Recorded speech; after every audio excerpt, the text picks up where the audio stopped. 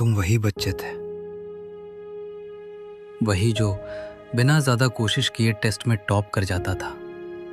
वही जिसके पास लोग सलाह लेने आते थे। होमवर्क हो या जिंदगी, सबका जवाब तुम्हारे पास होता था। और आज तुम यहीं बैठे हो, अकेले, अपने सोफे पर, शायद अपनी 20s या 30s में, और तुम्हें लग रहा है कि तुम कहीं अटक गए हो। तुम उन लोगों को देख रहे हो जिन्हें तुम कभी आसानी से पीछे छोड़ देते थे, और आज वो जिंदगी में तुमसे बहुत आगे निकल चुके हैं। और तुम खुद से पूछते हो, आखिर गलत क्या हो गया? सबसे अजीब बात यह है, तुम इसे समझा भी नहीं पा रहे। कागजों पर सब ठीक है, तुम स्मार्ट हो, तुम टैलेंटेड हो, तुम कैपेबल हो, लेकिन अंदर से ऐसा लगता है जैसे तुम जिंदगी को एक खिड़की के पीछे से देख रहे हो और बाहर सब लोग वाकई जिंदगी जी रहे हैं। तुम्हें लगा था कि तुम्हारी इंटेलिजेंस तुम्हारी सुपर पावर है। तुम्हें लगा था कि चीजों में नेचुरली अच्छा होना मतलब जिंदगी में भी नेचुरली आगे निकल जाना।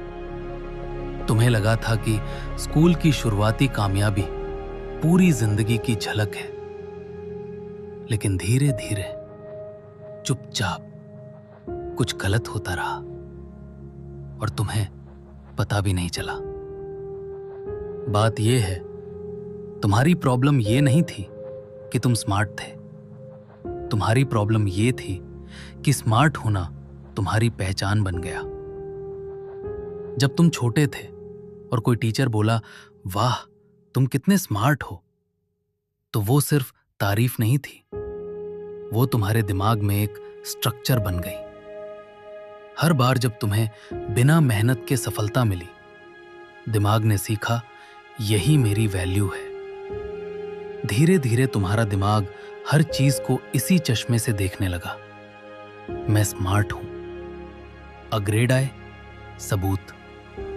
किसी चीज में स्ट्रगल हुई, छोड़ दो, वो बेवकूफों के लिए है। क्योंकि अगर तुम स्ट्रगल करते तो एक सवाल उठता, अगर मैं स्मार्ट नहीं निकला तो?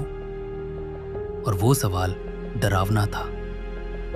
इसलिए तुमने स्ट्रगल से बचना सीखा, फेलियर से बचना सीखा, ऑकवर्ड दिखने से बचना सीखा। और उसी दौरान जब तुम अपनी पहचान बचा रहे थे, बाकी लोग कुछ और सीख रहे थे।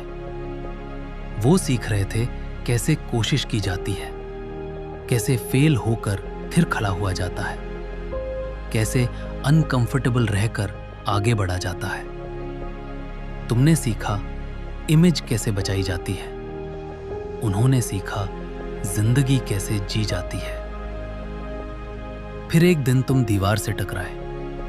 ऐसा लेवल आया जहां चीजें आसान नहीं रहीं, जहां सक्सेस के लिए फेलियर जरूरी थी, जहां मेहनत, धैर्य और ह्यूमिलिटी चाहिए थी।